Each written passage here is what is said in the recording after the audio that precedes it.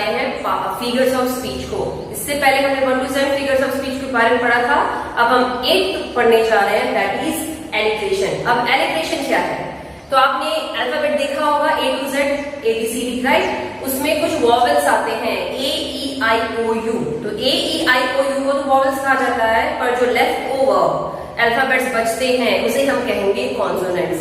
तो ऐसे वर्ड्स जो कॉन्सोनेंट साउंड्स को, या ऐसा फ्रेज जो कॉन्सोनेंट साउंड को प्रोड्यूस करता है, उसे कहते हैं हम एलिट्रेशन। देखते हैं यहाँ पे कैसे।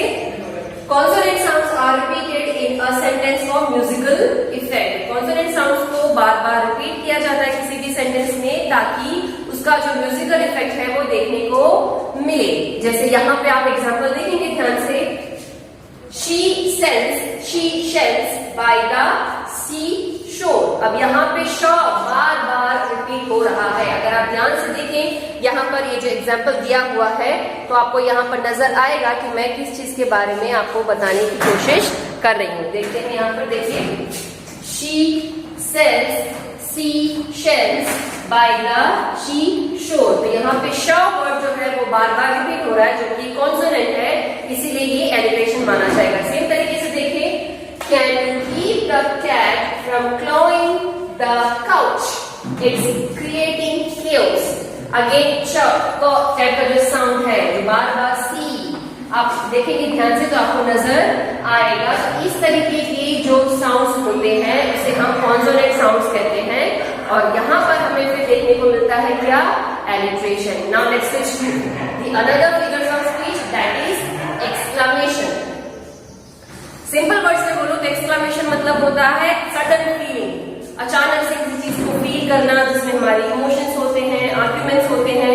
इन चीजों को जब हम डिस्कस करने के लिए एक पर्टिकुलर वर्ड या फ्रेज का इस्तेमाल करते हैं, उसे कहा जाएगा एक्सक्लेमेशन। एग्जाम्पल देखिए आप ध्यान से, अ वर्ड और phrase that expresses strong emotion such as surprise, pleasure और anger, then it is known as exclamation figures of speech। For example, I hate you। अब ये मेरा स्ट्रॉन्ग, मेरी जो फीलिंग है वो मैंने बताया कि मैं तुमसे नफरत करती हूँ। तो I hate you में हेट दिखाया जा रहा है और एक्सक्लेमेशन के साथ एंड किया जा रहा है, इसलिए ये एक्सक्लेमेशन फिगर्स ऑफ स्पीच माना जाएगा। सेम तरीके से देखें, you are such a liar। अब मेरा जो थॉट है वो मैं गुस्से के साथ दिखा रही हूँ कि तुम बहुत बड़े झूठे हो। तो मेरी जो फीलिंग्स है वो मैंने यहाँ पे एक्सप्रेस किया है, मेरे जो इमोशंस है वो मैंने यहाँ पे एक्सप्रेस किया है, इसीलिए इसे हम कह सकते हैं, क्योंकि हमने एंड किया है एक्सक्लेमेशन मार्क के साथ, तो ये हो जाएगा एक्सक्लेमेशन फिगर्स ऑफ स्पीच। एक और एग्जांपल देखिए, हाउ फास्ट ही रन्स। कितनी तेज वो भागता है। अगेन मेरी जो थॉट है वो मैंने एक्सप्रेस किया, तो इसे मैं कह सकती हूँ एक्सक्लेमेशन फिगर्स ऑफ स्पीच। अब देखते हैं नेक्स्ट फिगर्स ऑफ स्पीच के। Let's talk about the another figures of speech, that is climax. अब क्लाइमेक्स क्या है? तो कोई भी वर्ड्स हो गए, घटनाएं हो गई, फ्रेजेस हो गई, वो असेंडिंग यानी उसकी जो वैल्यू है, असेंडिंग ऑर्डर से डिसेंडिंग ऑर्डर में जहां पे अरेंज किया जाता है, उसे हम कहेंगे क्लाइमेक्स। डेफिनेशन देख लेते हैं, words are arranged in the increasing order of importance.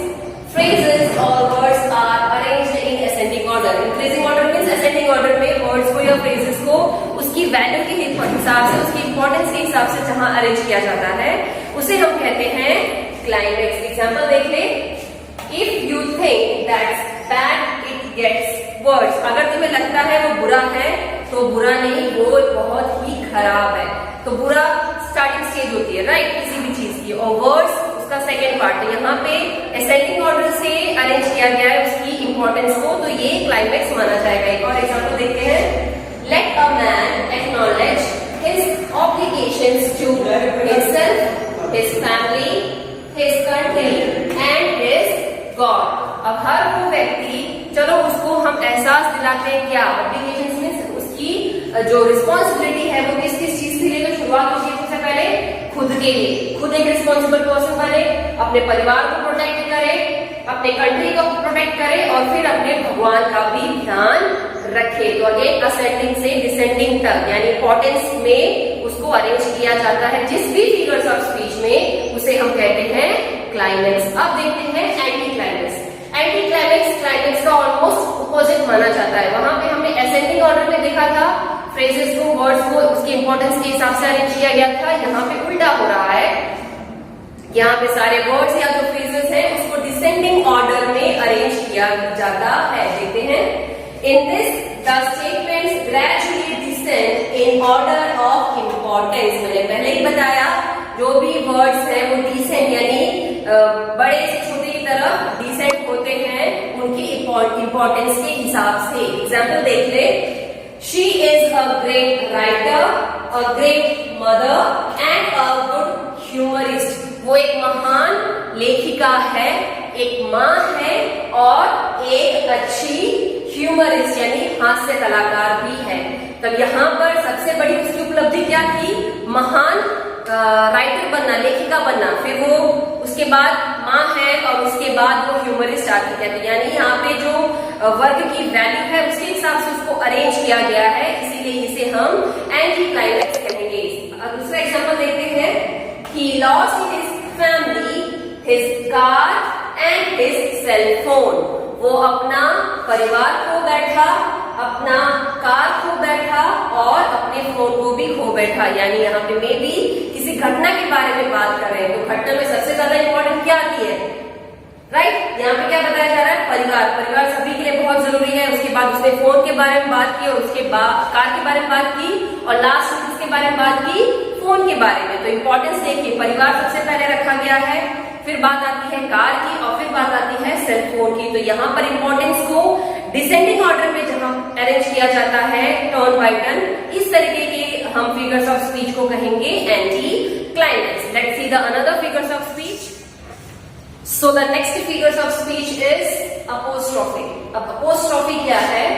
Inanimate objects or non-living things are directly addressed by the poet. ऐसी चीजें जिसमें जान नहीं है, जिनका जीवित चीजों से कुछ लेना देना नहीं है, उन चीजों को ऐसा प्रिटेंड करवाया जाता है कवियों के द्वारा कि जैसे उसमें जान है। तो इस तरीके की जहां पे भी फीलिंग्स डालने की कोशिश की जाती है बाय द पोएट, तो उसे हम कहेंगे अपोस्ट्रोफी। एग्जाम्पल देख लेते हैं, O death have you no pity. अब यहाँ पे मौत को, मृत्यु को क्या दिखाया जा रहा है? Living thing. क्या हम कह सकते हैं कि मृत्यु एक लिविंग थिंग है? नहीं।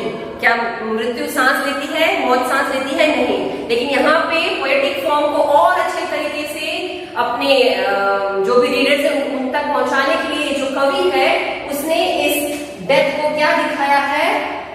लिविंग थिंग्स में, यानी जीवित वस्तु में। वो क्या बोल रहा है? ओ मौत, क्या तुझे मुझ पर बिल्कुल भी पिटी, पिटी मीन्स दया नहीं आती।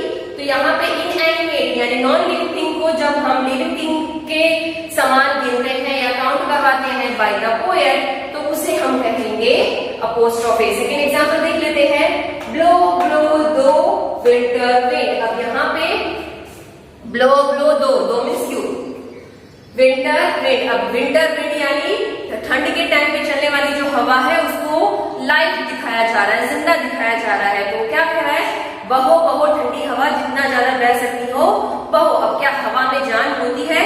नहीं। पर यहाँ पे उसे एक जीवित वस्तु के साथ कंपेयर किया जा रहा है, तो उसे हम कहेंगे apostrophe. Next is repetition. Repetition क्या है? वर्ड्स और phrases are repeated for greater poetic effect.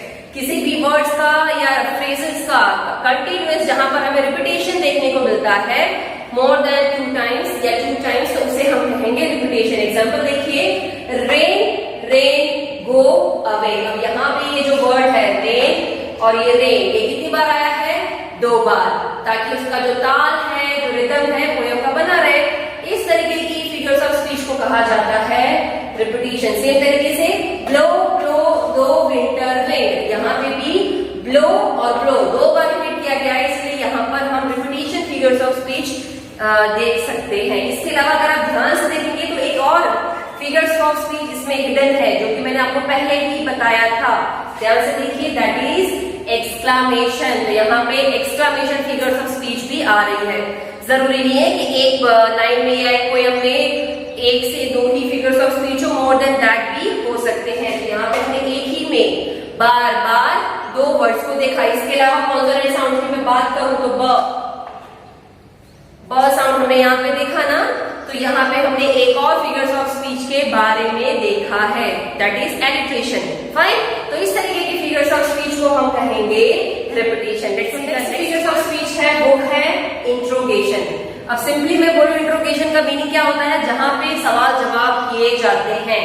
आपने ये वर्ड सुना होगा इंट्रोगेटिव, इंट्रोगेशन, राइट।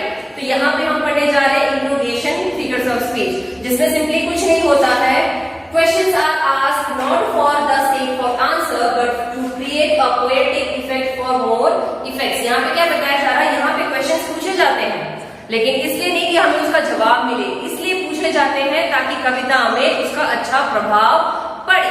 जनरली हम किसी से क्वेश्चन पूछते किस लिए, ताकि हमें उसका जवाब मिल सके, लेकिन इस तरीके की फिगर्स ऑफ स्पीच में क्वेश्चन इसलिए पूछा जाता है ताकि उसके अंदर के पीछे जो तथ्य है, जो रीजन है इस पोएम को लिखने का, वो मिल सके, ना कि उसका जवाब की इच्छा से यहाँ पे इस तरीके की फिगर्स ऑफ स्पीच को पूछा जाता है। एग्जाम्पल देखिए, O death what do you want from मी।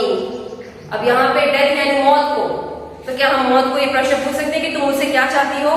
बिल्कुल नहीं, क्योंकि मौत हमें ये जवाब देने वाली नहीं है। बट सिर्फ ये जानने के लिए कि ये क्यों हो रहा है, इसके लिए यहाँ पे कवि जो है वो इस तरीके के स्टेटमेंट्स को देता है, O death what you want from me. तो यहाँ पे इंट्रोगेशन देखने को मिल रहा है, एंड होता है क्वेश्चन मार्क से।